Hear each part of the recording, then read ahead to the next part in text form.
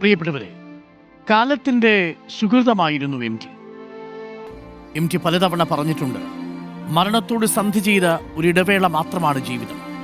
ആ ഇടവേളയെ അവസാനിപ്പിച്ച് മരണത്തോടുള്ള വാക്കുപാലിച്ച് സ്മൃതിപഥത്തിലേക്ക് M T യാത്രയായി. നിളയെപ്പോലെ ഒഴുകിയിരുന്ന ആ വാക്കുകളുടെ പ്രവാഹം ഇനിയില്ല. ക്രിസ്മസ് നക്ഷത്രങ്ങൾ പുഞ്ചിരിച്ച രാത്രിയിൽ വാക്കുകളുടെ വിസ്മയം പൊലിഞ്ഞുപോയി. ഇനി വാക്കുകളുടെ ആ തണുപ്പും ആ തണലും മാത്രം ബാക്കി. ഇനി എത്ര തലമുറകൾ നടക്കാനിരിക്കുന്നു. ആ നാലുകെട്ടും കടന്ന് ആ കാലത്തിലൂടെ എത്രയെത്ര തീർത്ഥാടനങ്ങൾ. ഇനി മാവൂർ റോഡിലെ സ്മൃതിപഥത്തിൽ എം ടിക്ക് അന്ത്യനിദ്ര.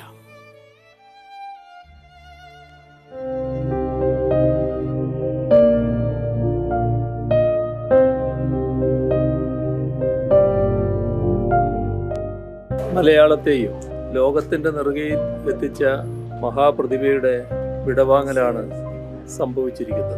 ഇത് കേരളത്തിന് സംഭവിച്ച ഏറ്റവും വലിയ നഷ്ടമാണ്.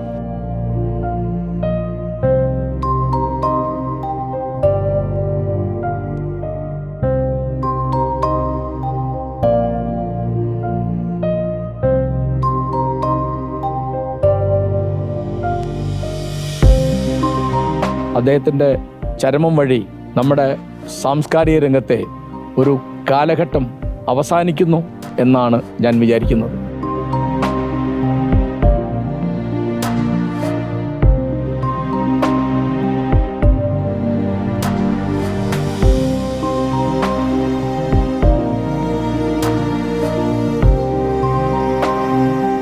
അദ്ദേഹത്തിൻ്റെ തൂലികയിലൂടെ സൃഷ്ടിച്ചെടുത്ത ഒരുപാട് നല്ല കഥാപാത്രങ്ങൾ അഭിനയിക്കാൻ സാധിച്ചൊരാളാണ്.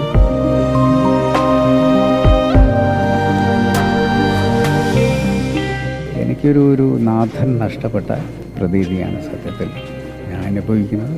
മലയാളത്തെ സംബന്ധിച്ചിടത്തോളം ഒരു മഹാപുരുഷനാണ് നമ്മെ വിട്ടുപോയിട്ടുള്ളത്.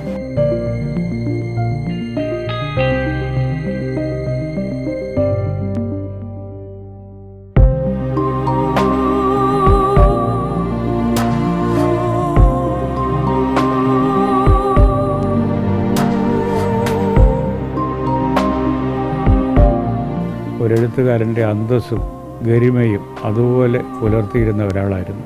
അങ്ങനെയൊക്കെ മലയാളിക്കും മലയാള സംസ്കാരത്തിനും നൽകിയ എഴുത്തെന്ന് പറഞ്ഞാൽ അത് വളരെ വിശാലമായിട്ടുള്ള വളരെ വിവിധങ്ങളായ മേഖലകളിലെ എഴുത്ത് തന്നെയാണ്.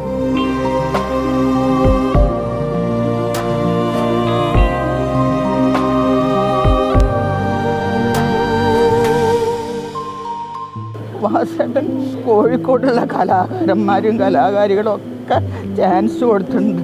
ബാലകേ നായർ, കുതിരവട്ടം പപ്പു, കുഞ്ഞാണ്ടിയേട്ടൻ, അങ്ങനെ ഒരുപാട് ആളുകൾ ഈ സിനിമാ ഫീൽഡിലേക്ക് വാസേട്ടൻ കൊണ്ടുവന്നിട്ടുണ്ട്.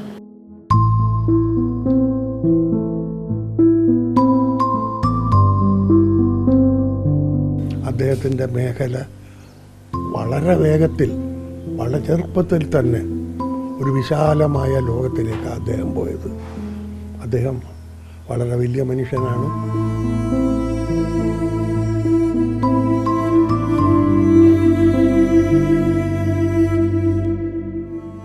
ആവശ്യമുള്ളത് മാത്രമേ അദ്ദേഹം പറഞ്ഞിരുന്നുള്ളൂ, ആവശ്യമുള്ളത് മാത്രമേ അദ്ദേഹം എഴുതിയിരുന്നുള്ളൂ. അദ്ദേഹത്തിൻ്റെ സിനിമകളിലും അനാവശ്യമായി ഒന്നും കണ്ടിട്ടില്ല, ഒരു വാക്കുപോലും.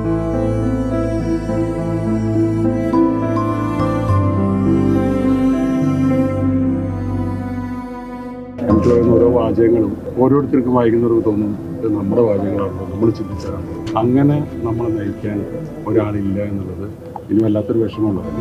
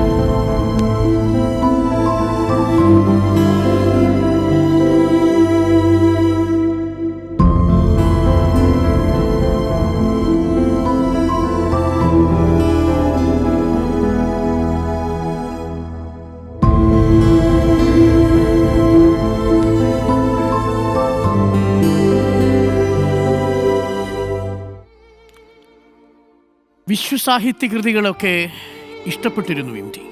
ആന്റൺ ചെക്കോവിനെയും ഹെർമൻ ഹെസ്സെയും ഏണസ്റ്റ് ഹെമിംഗ്വേയിനെയും കുറിച്ച് പറയാൻ നാവ് ഒരുപാടുണ്ടായിരുന്നു എം ടിക്ക്.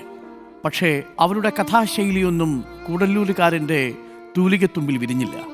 പലപ്പോഴും എം ടി തന്നെ പറയുമായിരുന്നു, അറിയാത്ത അത്ഭുതങ്ങളെ ഗർഭത്തിൽ വഹിക്കുന്ന മഹാസമുദ്രങ്ങളെക്കാൾ എം ടി സ്നേഹിച്ചിരുന്നത് കൂടല്ലൂരിനെ അറിയുന്ന, കൂടല്ലൂരുകാർക്ക് പ്രിയപ്പെട്ട തന്നെ അറിയുന്ന നിളയാണ് എന്ന്. മലയാളത്തിൻ്റെ സാഹിത്യ തറവാട്ടിലെ കാരണവരാണ് മറഞ്ഞുപോയത്. എം ടി വാസുദേവൻ നായർ എന്ന മലയാളത്തിൻ്റെ ഇതിഹാസ സാഹിത്യകാരൻ. ജീവിതത്തോടും എഴുത്തിനോടുമുള്ള ആഴമേറിയ പ്രതിബദ്ധതയാണ് എം ടിയെ മലയാള സാഹിത്യത്തിൻ്റെ വടവൃക്ഷമാക്കിയത്. കാലം മറക്കാത്ത മഹാമനുഷ്യക്ക് റിപ്പോർട്ടറിൻ്റെ പ്രണാമം.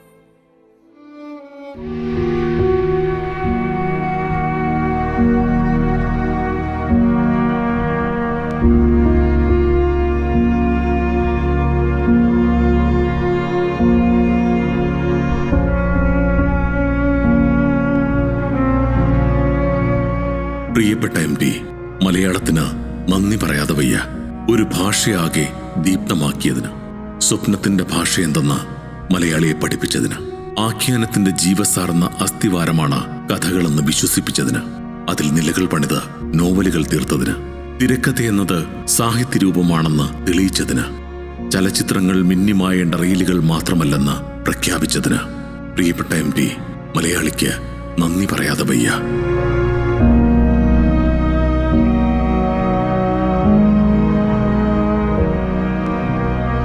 സാഹിത്യത്തിലോ സാഹിത്യ ആസ്വാദനത്തിലോ കുടുംബ പാരമ്പര്യമൊന്നുമില്ല.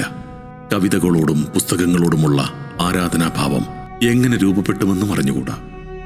മനസ്സ് നിറയെ എഴുതാത്ത സാഹിത്യമുണ്ട്. അതൊരു പ്രകൃതി നിയമമായിരിക്കണം. പുന്നയൂർക്കുളം ടി നാരായണൻ നായരുടെയും മാടത്ത് തെക്കേപ്പാട്ട് അമ്മാളു അമ്മയുടെയും മകന് എഴുത്തെന്നത് സ്വന്തം അസ്തിത്വത്തിന്റെ തന്നെ അന്വേഷണമായിരുന്നു. തകർന്ന തറവാട്ട് വീടിന്റെ മുകളിൽ ചാരുപടിയുടെ മുന്നിലെ അരണ്ട വെളിച്ചത്തിൽ അക്ഷരങ്ങളെ അവൻ കോർത്തിണക്കി. ആ കൂടല്ലൂരുകാരൻ മലയാളി മനസ്സിന്റെ കടലാഴങ്ങൾ തൊട്ട കഥയുടെ പെരുന്തച്ഛനായതിന് കാലം സാക്ഷി. ഞാനൊരു പിറന്നാൾ ഒരിക്കലും ആഘോഷിച്ചിട്ടില്ല. 4 ആൺകുട്ടികളിൽ 4ാമത്തെ കണ്ണാണ് ഏറ്റവും താഴെയുള്ളവൻ. ഈ കുട്ടിയുടെ ഒരു പിറന്നാൾ ആഘോഷിക്കാനൊന്നും ആരും ആലോചിച്ചിട്ടില്ല. അങ്ങനെ ഒരു ആഘോഷം ഉണ്ടായിട്ടില്ല എൻ്റെ കുട്ടിക്കാലത്ത്. അമ്മയുടെ തറവാട്ടുപേരായ മാടത്ത് തെക്കേപ്പാട്ടിന്റെ ലോപിച്ച രൂപമാണ് എം ഡി എന്ന 2 അക്ഷരം. മലയാളിക്കത് ഹൃദയാക്ഷരങ്ങളാണ്. ഒരു കാലത്തിന്റെ ഇരുട്ടിലേക്ക് അക്ഷര വെളിച്ചമെത്തിച്ച മഹാ എഴുത്തുകാരന്റെ ആഴത്തിലുള്ള അടയാളമുദ്ര. ശ്രേഷ്ഠമായ ആ കർമ്മജീവിതം അവസാനിച്ചിരിക്കുന്നു. എത്രയെത്ര എം ഡി ഓർമ്മകളാണ് നിറയുന്നത്. കാലത്തിന്റെ ചിറകടിയിൽ ആ അപൂർവ സുന്ദര തൂവലും കൊഴിഞ്ഞു വീഴുന്നു. അകം നിറഞ്ഞൊരു ശൂന്യത മലയാളിയിൽ പടരുന്നു.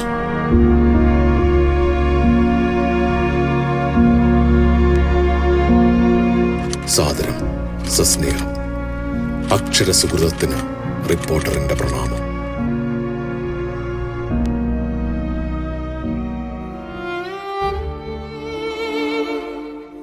ഓരോ മലയാളിയും എം ടിയുടെ പുസ്തകങ്ങൾ കയ്യിലെടുക്കുമ്പോൾ ഒരു കണ്ണാടി കയ്യിലെടുക്കുന്നുവെന്നാണ് പറയാറ്. കാലത്തിൽ സേതുവിനെ കാണുമ്പോൾ അത് ഞാനല്ലേ എന്ന സംശയം. നാലുകെട്ടിലെ അപ്പുണ്ണിയെ കാണുമ്പോൾ എൻ്റെ ബാല്യമല്ലേ എന്ന സംശയം. കർക്കിടകത്തിലെ അമ്മയെ കാണുമ്പോൾ പട്ടിണിയും പരിവട്ടവുമായി കർക്കിടകത്തിൽ ഈ കാടിക്കഞ്ഞി കുടിക്കേണ്ടി വരുന്ന കുഞ്ഞിൻ്റെ സങ്കടം എൻ്റേതായിരുന്നില്ലേ എന്നത്. നിങ്ങൾ മഞ്ചിലേക്കെത്തുമ്പോൾ വിമലയായി മാറുന്ന മനുഷ്യർ, സുധീർ മിശ്ര എവിടെയോ ഇരിപ്പുണ്ട് എന്ന പ്രതീക്ഷയിൽ ഒരു വലിയ കാത്തിരിപ്പിൽ ജീവിക്കുന്ന മനുഷ്യർ, ഗോവിന്ദൻകുട്ടിയായി ചിലരെങ്കിലും സമൂഹത്തിൽ ആദ്യം വെറുക്കപ്പെട്ടവനായി പിന്നീട് ആ സമൂഹത്തിലേക്ക് വന്നു ചേരുന്നവരായി മാറിയവർ, പിന്നീട് മോക്ഷത്തിനും ജീവിതത്തിനുമിടയിൽ സുധാകരനെ പോലെ വാരണാസികളിലേക്ക് യാത്ര നടത്തുന്നവർ. അങ്ങനെ ഓരോ പുസ്തകങ്ങളിലും എം ടി വരച്ചു വെച്ചത് നമ്മളെയൊക്കെ തന്നെയാണ്. എം ടിയുടെ ഓരോ പുസ്തകവും നമ്മളെ സംബന്ധിച്ച് ഓരോ കണ്ണാടിയായിരുന്നു. ഏതാണ് ഏറ്റവും മികച്ചതെന്ന് പറയുക ബുദ്ധിമുട്ടാണ്. വിശ്വസിച്ചവയെല്ലാം എം ടി തിരുത്തി എഴുതി. ഒരുപക്ഷെ അസൂയാവഹമായി ഇതിഹാസങ്ങളെപ്പോലും തിരുത്താൻ കെൽപ്പുള്ള എഴുത്തുകാരനായി എം ടി വളർന്നു. അങ്ങനെ നമ്മൾ പാടിപ്പാടി കേട്ട ഉണ്ണിയാർച്ചയ്ക്ക് പുതിയ ഭാഷ്യം ചമച്ചു. ചതിയനെന്ന് നമ്മൾ വിളിച്ചു വന്നിരുന്ന ചന്തുവിന് ഒരു വീരപരിവേഷം കൊടുത്തു. ഭീമന്റെ 2ാം ഊഴം ഒരു പുതിയ മഹാഭാരതത്തിൻ്റെ പുനർവായനയ്ക്ക് സാധ്യതയായി. രാജസൂയത്തിലിരിക്കുമ്പോഴും പാഞ്ചാലി നോക്കിയത് ആരെയാണെന്നറിയാമോ? അർജുനനെയല്ലേ എന്ന് ധർമ്മപുത്രരുടെ വിലാപം ചെവിയിൽ ഭീമൻ കേൾക്കുന്നത് നമ്മൾ വായിച്ചെടുത്തു. കൈവച്ച മേഖലയിലെല്ലാം സുവർണത്തിളക്കം ചാർത്തിയ മഹാപ്രതിഭയാണ് MT എന്ന മാടത്ത് തെക്കേപ്പാട്ട് വാസുദേവൻ നായർ. മലയാളത്തെ ലോകനെറുകയിലെത്തിച്ച MTയുടെ ജീവിതചക്രത്തിലൂടെ അല്പസമയം. 7 പതിറ്റാണ്ട് കാലം മലയാള സാഹിത്യത്തിലെ അനിഷേധ്യ സാന്നിധ്യമായിരുന്നു MT. പക്ഷെ അപ്പോഴും സ്വയം തെളിച്ചതേയില്ല. സ്വയം അദ്ദേഹം വെളിച്ചം സ്വന്തം ശരീരത്തേക്കോ സ്വന്തം പ്രശസ്തിക്കു വേണ്ടയോ അദ്ദേഹം തെളിയിച്ചുകൊണ്ടേയിരുന്നില്ല. പക്ഷെ അപ്പോഴും മലയാള സാഹിത്യത്തിൻ്റെ തറവാട്ടിൽ അദ്ദേഹത്തിൻ്റെ സ്ഥാനം മുൻനിരയിൽ തന്നെയായിരുന്നു. ഒരു അധികാര കസേരയ്ക്കുമൊപ്പം ഓടിയില്ല. ഒരു പദവിക്ക് വേണ്ടിയും ആരുടെ പിന്നാലെയും അലഞ്ഞതുമില്ല. ആരെയും ഭംഗി വാക്കുകൊണ്ട് സുഖിപ്പിച്ചിട്ടില്ല. ആരെയും അനാവശ്യമായ പുഞ്ചിരി കൊണ്ട് പ്രലോഭിപ്പിച്ചിട്ടില്ല. നിളയുടെ ഓളവും വള്ളുവനാടൻ ഭാഷയും മലയാളികൾ സ്നേഹിച്ചു തുടങ്ങിയത് MT വാസുദേവൻ നായരുടെ രചനകളിലൂടെയായിരുന്നു. പിന്നീടത് മലയാളത്തിൻ്റെ മുഖമുദ്രയായി. ലോകത്തെവിടെയുമുള്ള മനുഷ്യർക്ക് സഹജമായ പ്രണയവും വിരഹവും കാത്തിരിപ്പും കൂടല്ലൂരിലെ പരിസര പ്രദേശങ്ങളിലെ കഥാപാത്രങ്ങളിലേക്ക് MT ആവാഹിച്ചു. അതായിരുന്നു MTയുടെ രചനകളിലെ ജീവാത്മാവ്. നാട്യങ്ങളില്ലാത്ത നാടൻ ജീവിതങ്ങൾ, അവരുടെ സങ്കടവും സന്തോഷവും ആകുലതകളും, എന്തിന് ചെറിയ ചെറിയ പിണക്കങ്ങൾ പോലും നമ്മൾ ഓരോരുത്തരുടേതുമായി. മൗനം പലപ്പോഴും വാചാലമായി, 1000 വാക്കുകളേക്കാൾ ശക്തമായി അവ നമ്മളോട് സംവേദിച്ചു. വിമല ടീച്ചറും സുധീർ കുമാർ മിശ്രയും ബുദ്ധുവുമുള്ള നൈനിറ്റാളിൽ നിന്ന് കുടജാദ്രി മല കയറിയെത്തിയ കരുണൻ മാഷിലേക്കും നൊമ്പരങ്ങൾ മനസ്സിലൊളിപ്പിച്ച വിനോദിനിയിലേക്കും വലിയ ദൂരമുണ്ടായിരുന്നില്ല. പ്രൊഫസർ ശ്രീനിവാസന്റെ ക്ഷണം സ്വീകരിച്ച് സുധാകരൻ എത്തുന്ന വാരണാസി, ഗുസ്തിയും സംഗീതവും വേശ്യാവൃത്തിയും മാത്രം ജാതി വ്യവസ്ഥയ്ക്കതീതമായ വാരാണസിയെ നമ്മൾ വീണ്ടും അറിഞ്ഞു. ബനാറസ് ഖരാനയുടെ താളം ഈ വായനയിൽ നമ്മളെ പിന്തുടർന്നുകൊണ്ടേയിരുന്നു. 4 കെട്ടിലെ അപ്പുണ്ണിയുടെ കാഴ്ചയിലൂടെ കേരളത്തിലെ സാമൂഹിക പശ്ചാത്തലം കൂടിയാണ് MT തുറന്നു കാണിച്ചത്. ഇരുട്ടിന്റെ ആത്മാവിലെ ഭ്രാന്തൻ വേലായുധനും കാലത്തിലെ സേതുവുമെല്ലാം വായനയിൽ അത്ഭുതങ്ങളായി. കേട്ടുപഴകിയ പുരാണങ്ങളുടെ പൊളിച്ചെഴുത്തുമായി 2ാം ഊഴം. ഭീമസേനന് പുതിയ ഭാവം. അക്കൽഡാമയിൽ പൂക്കൾ വിടരുമ്പോൾ മുതൽ ഇങ്ങോട്ട് വായനയുടെ വസന്തകാലം സമ്മാനിച്ച നിരവധി രചനകൾ. എഴുത്തിന്റെ കുലപതി സ്ഥാനം സ്വന്തമാക്കിയതിനൊപ്പം പത്മഭൂഷണും ജ്ഞാനപീഠവും ഉൾപ്പെടെ നിരവധി അംഗീകാരങ്ങൾ. പക്ഷേ അതിലും എത്രയോ വലിയ അംഗീകാരമാണ് മലയാളത്തിന്റെ 4ാം തലമുറയും MTയെ വായിക്കുന്നു എന്നത്. MTയെ വായിക്കാത്ത മലയാളികൾ ഉണ്ടാവില്ല എന്ന് പറയുന്നതിൽ കവിഞ്ഞ് എന്ത് അംഗീകാരമാണ് MT വാസുദേവൻ നായർ എന്ന എഴുത്തുകാരന് മലയാളത്തിന് നൽകാനാവുക? കാലം സാക്ഷിയാക്കിയ എഴുത്തുകൾ ബാക്കിവെച്ചാണ് MT എന്ന 2 അക്ഷരം വിടവാങ്ങുന്നത്. News desk, reporter. MT അടയാളപ്പെടുത്തിയതൊക്കെയും നമ്മുടെയൊക്കെ ജീവിതങ്ങളായിരുന്നു. നമ്മുടെയൊക്കെ ജീവിതത്തിലെ സങ്കീർണതകളായിരുന്നു. കാലത്തിൻ്റെ മറുകര തേടുന്ന മനുഷ്യൻ്റെ ജീവിതേതിഹാസമാണ് കാലം എന്ന നോവൽ. കടന്നുപോകുന്ന ഓരോ പാതയിലും തൻ്റെ ഒരടയാളമെങ്കിലും അവശേഷിപ്പിക്കാൻ ആഗ്രഹിക്കുന്ന മനുഷ്യൻ ഒടുവിൽ മുന്നിൽ കാണുന്നത് രക്തം വാർന്നു തീർന്ന മണ്ണിൻ്റെ മൃതശരീരമാണ്. അയാൾക്ക് കൂട്ടായി സ്വന്തം നിഴൽ മാത്രം അവശേഷിക്കുന്നു.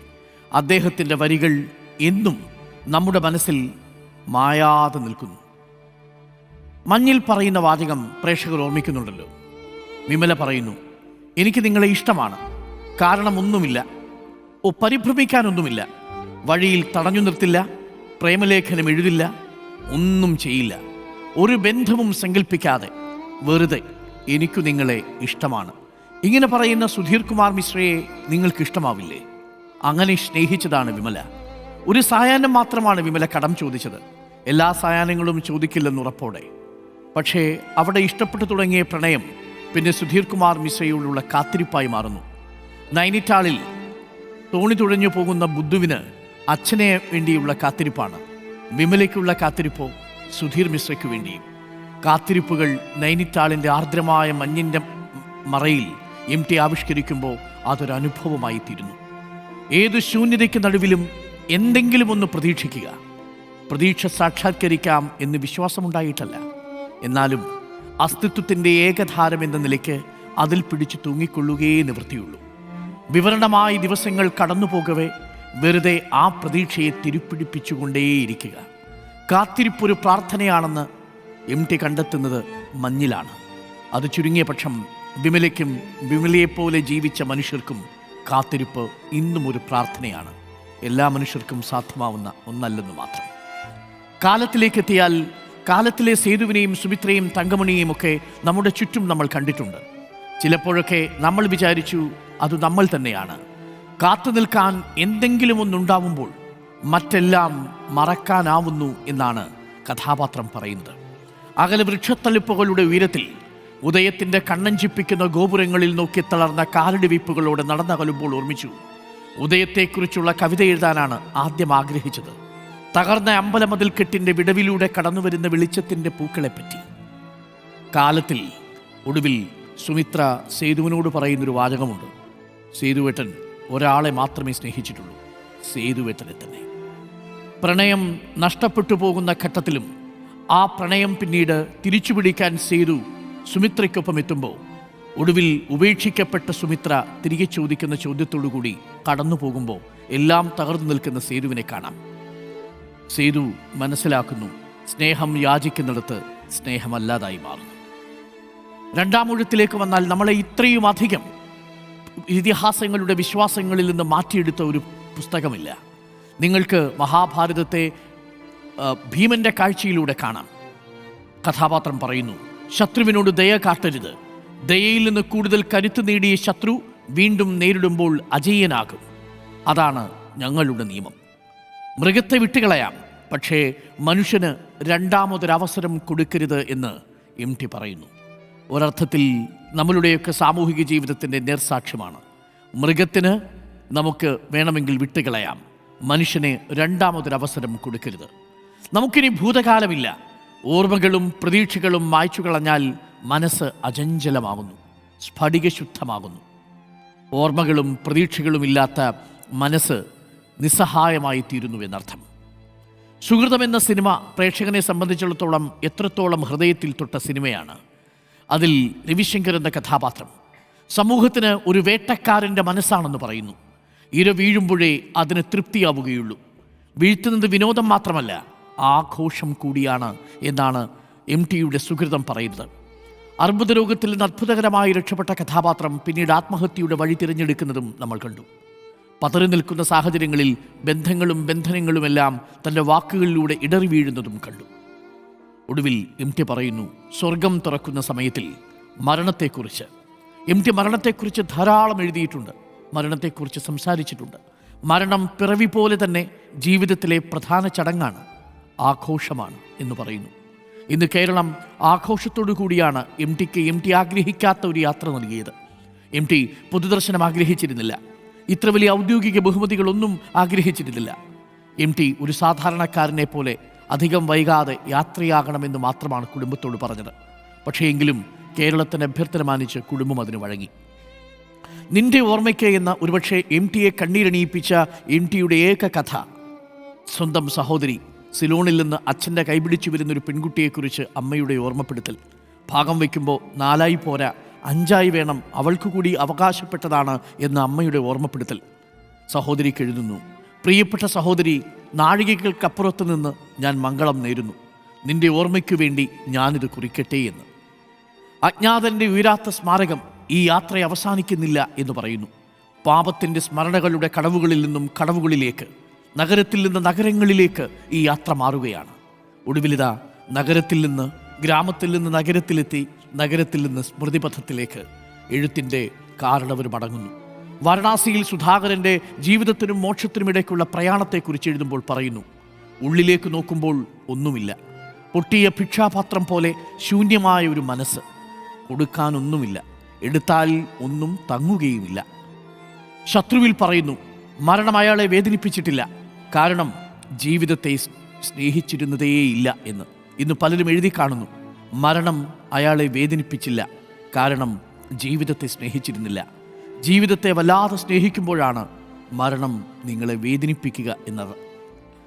MT എഴുതുന്നത് ഓരോന്നിനും കാവ്യാത്മകമായൊരു ഭംഗിയുണ്ടായിരുന്നു, ആശയഗാംഭീര്യമുണ്ടായിരുന്നു. പക്ഷേ അതിനേക്കാളേറെ കൂടല്ലൂരിൻ്റെ ലളിത സൗന്ദര്യമുണ്ടായിരുന്നു. MTയുടെ നോവലിനേക്കാൾ കൂടുതൽ ഭംഗിയും ആസ്വാദനവും കഥകൾക്കായിരുന്നു അത്രേ. ചിലർ പറയുന്നു കഥകളേക്കാൾ നോവലിലായിരുന്നു അത്രേ. നോവലിനേക്കാൾ കഥകളേക്കാൾ സിനിമയുടെ തിരക്കഥകൾക്കായിരുന്നു അത്രേ. MT കണ്ടെടുത്ത കഥാപാത്രങ്ങൾ എത്രയെത്ര സിനിമാ സന്ദർഭങ്ങളിലൂടെ തിരക്കഥകളിലൂടെ നമ്മുടെയൊക്കെ ഹൃദയത്തിൽ തൊട്ടു. വൈകാരികമായൊരു കുറിപ്പാണ് MT തന്നെ കണ്ടെത്തിയ മമ്മൂട്ടി പങ്കുവച്ചത്. അതിങ്ങനെയാണ്: ചിലരെങ്കിലും പറയാറുണ്ട് MT ആണ് മമ്മൂട്ടിയെ കണ്ടെത്തിയതെന്ന്. കാണാൻ ആഗ്രഹിച്ചതും അതിനായി പ്രാർത്ഥിച്ചതും അങ്ങനെ അദ്ദേഹത്തെ കണ്ടെത്തിയതും ഞാനായിരുന്നു. കണ്ട ദിവസം മുതൽ ആ ബന്ധം വളർന്നു. സ്നേഹിതനെ പോലെ, സഹോദരനെ പോലെ അത് പെരുകി. 4-5 മാസം മുമ്പ് എറണാകുളത്തൊരു പ്രോഗ്രാമിനിടയിൽ കാലിടറി അദ്ദേഹത്തെ പിടിക്കാനാഞ്ഞ എൻ്റെ നെഞ്ചിൽ ചാഞ്ഞു നിന്നപ്പോൾ ആ മനുഷ്യൻ്റെ മകനാണ് ഞാനെന്ന് എനിക്ക് തോന്നി. ആ ഹൃദയത്തിൽ ഒരിടം കിട്ടിയതാണ് സിനിമാ ജീവിതം കൊണ്ട് എനിക്ക് ലഭിച്ച ഏറ്റവും വലിയ ഭാഗ്യം. അദ്ദേഹത്തിൻ്റെ ആത്മാംശമുള്ള നിരവധി കഥാപാത്രങ്ങളെ ഞാൻ അവതരിപ്പിച്ചിട്ടുണ്ട്. അതൊന്നും ഓർക്കുന്നില്ലിപ്പോൾ. ഒരു യുഗപ്പൊലിമ മങ്ങി മറയുകയാണ്. എൻ്റെ മനസ്സ് ശൂന്യമാവുന്ന പോലെ തോന്നുന്നു. ഞാൻ എൻ്റെ 2 കൈകളും മലർത്തി വയ്ക്കുന്നു എന്നാണ്. ഒരുപക്ഷേ MTയുടെ മനസ്സിൽ ഒരു പുരുഷൻ എന്നുള്ളത് മമ്മൂട്ടിയിലെ അളവിലാണ് MT അളർന്നെടുത്തത്. ആകാരത്തിലാണെങ്കിലും ശരി, അവതരണത്തിലാണെങ്കിലും ശരി, ശബ്ദത്തിലാണെങ്കിലും ശരി, MT താൻ ആഗ്രഹിച്ച പുരുഷ സൗന്ദര്യം മമ്മൂട്ടിയിൽ കണ്ടിട്ടുണ്ടാവണം. അതുകൊണ്ട് തന്നെയാണ് MT പറയാൻ ആഗ്രഹിച്ച എല്ലാം മമ്മൂട്ടി സിനിമകളിലൂടെ പറഞ്ഞത്. സ്ത്രീകളെക്കുറിച്ച്, സന്ദർഭങ്ങളെക്കുറിച്ച്, ചതിയെക്കുറിച്ച്, വഞ്ചനയെക്കുറിച്ച് എല്ലാം മമ്മൂട്ടി സൂചിപ്പിച്ച ആ സന്ദർഭം ഇപ്പോൾ പ്രേക്ഷകർ കണ്ടതാണ്. എന്നാൽ നോക്കൂ, ഓരോ കാഴ്ചകളും MT വാസുദേവൻ നായരെ എത്രമേലാണ് നമ്മളെ മാറ്റിത്തീർക്കുന്നത് എന്നാണ്. ഒരു ഗുരുശിഷ്യ ബന്ധമാണ് MT വാസുദേവൻ നായർക്കും മമ്മൂട്ടിക്കും ഇടയിലുണ്ടായിരുന്നത്. ഇതേപോലെ തന്നെയാണ് മമ്മൂട്ടിയും മോഹൻലാലും തമ്മിലുള്ള ബന്ധവും. സതയത്തിലെ സത്യനാഥനെ കണ്ടു കഴിഞ്ഞ് വീട്ടിലേക്ക് വന്നവർക്ക് ആ അസ്വസ്ഥത ഇനിയും വിട്ടുമാറിയിട്ടുണ്ടാവില്ല. പഞ്ചാഗ്നിയിലെ റഷീദ് എന്ന കഥാപാത്രത്തെ ആർക്കാണ് വിസ്മരിക്കാൻ കഴിയുക? മോഹൻലാലും ഓർമ്മിക്കുന്നുണ്ട് മമ്മൂട്ടിയെക്കുറിച്ച്, MTയെക്കുറിച്ച്. MTയുമായി വൈകാരിക അടുപ്പമാണ് ഉണ്ടായിരുന്നതെന്ന് മോഹൻലാൽ ഓർമ്മിച്ചെടുക്കുന്നു. ഏറ്റവും നല്ല കഥാപാത്രങ്ങളാണ് MT തന്നതെന്നും MTയെ അനുസ്മരിച്ചുകൊണ്ട് മോഹൻലാൽ പറയുന്നു. ബന്ധവും എൻ്റെ സിനിമാ ജീവിതത്തിലെ ഏറ്റവും നല്ല കഥാപാത്രങ്ങൾ തന്നിരിക്കുന്ന ആളുമാണ്. 2 ദിവസം അദ്ദേഹത്തിൻ്റെ സംവിധാനത്തിൽ എനിക്ക് അഭിനയിക്കാനും സാധിച്ചു. അമൃതംഗമയ എന്ന ചിത്രത്തിൽ വളരെയധികം ഒരുപാട് പ്രാവശ്യം കാണുന്നില്ലായിരുന്നെങ്കിലും വളരെയധികം സ്നേഹം അങ്ങോട്ടും ഇങ്ങോട്ടുമുള്ള ആൾക്കാരായിരുന്നു. ഏറ്റവും അവസാനമായിട്ട് ഞാൻ ചെയ്തിരിക്കുന്ന ഓളവും തീരവും എന്നുള്ള ചിത്രമാണ്. അപ്പോൾ ആ സെറ്റിൽ അദ്ദേഹത്തിന് വരികയും ഒരുപാട് സംസാരിക്കുകയൊക്കെ ചെയ്തു. എൻ്റെ നാടകങ്ങൾ കാണാനായിട്ട് അദ്ദേഹം ബോംബെയിൽ വരികയൊക്കെ ചെയ്തിട്ടുണ്ട്. എൻ്റെ സംസ്കൃത നാടകങ്ങൾ കാണാനായിട്ട് കാലിക്കറ്റ് വരുമ്പോൾ ചിലപ്പോൾ കാണുമായിരുന്നു. ബേബി മറൈൻസ് ബാബുചായൻ്റെ വീട്ടിൽ വെച്ചിട്ട് അദ്ദേഹമായിട്ട് കാണുമായിരുന്നു. ഞാൻ എന്താ പറയാനാണ്, മലയാളത്തിൻ്റെ അല്ലെങ്കിൽ ഇന്ത്യയിൽ ഏറ്റവും അറിയപ്പെടുന്ന സാഹിത്യകാരൻ, ചലച്ചിത്രകാരൻ, അദ്ദേഹത്തിൻ്റെ തൂലികയിലൂടെ സൃഷ്ടിച്ചെടുത്ത ഒരുപാട് നല്ല കഥാപാത്രങ്ങൾ അഭിനയിക്കാൻ സാധിച്ച ഒരാളാണ്. മോഹൻലാൽ വളരെ വൈകാരികമായൊരു കുറിപ്പാണ് പങ്കുവച്ചത്. മഴ തോർന്ന പോലെയുള്ള ഏകാന്തതയാണ് ഇപ്പോൾ എൻ്റെ മനസ്സിൽ. ആർത്തിയോടെ ഞാൻ വായിച്ച പുസ്തകങ്ങളിൽ നിന്ന്, അഭിനയിച്ച് മതിവരാഞ്ഞിട്ട് വീണ്ടും വീണ്ടും വായിച്ച തിരക്കഥകളിൽ നിന്ന്, അരങ്ങിൽ നിന്നിറങ്ങിയിട്ടും ഹൃദയത്തിൽ തന്നെ തങ്ങി നിന്ന കഥാപാത്രങ്ങളിൽ നിന്നൊക്കെ എൻ്റെ MT സാർ പോയല്ലോ. ചേർത്തു പിടിക്കുമ്പോൾ മറ്റാർക്കും നൽകാനാവാത്ത സമാധാനവും സ്നേഹവും നെഞ്ചിലേക്ക് പകർന്നു തന്ന പിതൃതുല്യനായ MT സാർ മടങ്ങിയല്ലോ. MT സാർ എനിക്കാരായിരുന്നു എന്ന് പറയാൻ പോലും ആവുന്നില്ല. എല്ലാമായിരുന്നു എന്ന് പറഞ്ഞാലും കുറഞ്ഞു പോകും.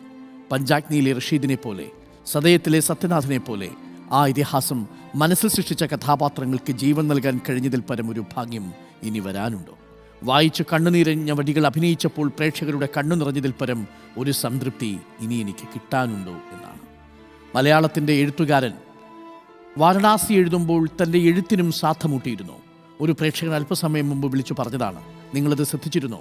വാരണാസിയുടെ അവസാനം അതിൽ സുധാകരൻ ഇങ്ങനെയാണ് പറയുന്നത്: കാലഭൈരവൻ ഇപ്പോഴും റോന്തു ചുറ്റുന്നുണ്ടാവും, മണികർണികയിലും ഹരിചന്ദ്രഘട്ടത്തിലും ഇപ്പോഴും ശവങ്ങൾ കത്തിയെരിയുന്നുണ്ടാവും. ആനന്ദവനവും മഹാശ്മശാനവുമായി ഈ നഗരം വീണ്ടും ഒരിടത്താവളമായിരിക്കുന്നു. നാളെ വീണ്ടും യാത്ര ആരംഭിക്കുന്നു മറ്റൊരിടത്താവളത്തിലേക്ക്. MT യാത്രയായിരിക്കുന്നു.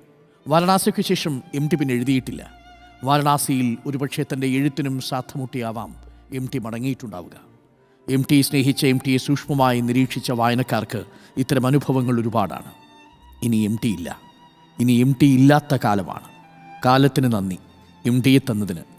ഭാഷയ്ക്ക് ഒരു പെരുന്തച്ഛനെ തന്നതിന്, മലയാളത്തിൻ്റെ സുഹൃതമായതിന് MDക്കും നന്ദി.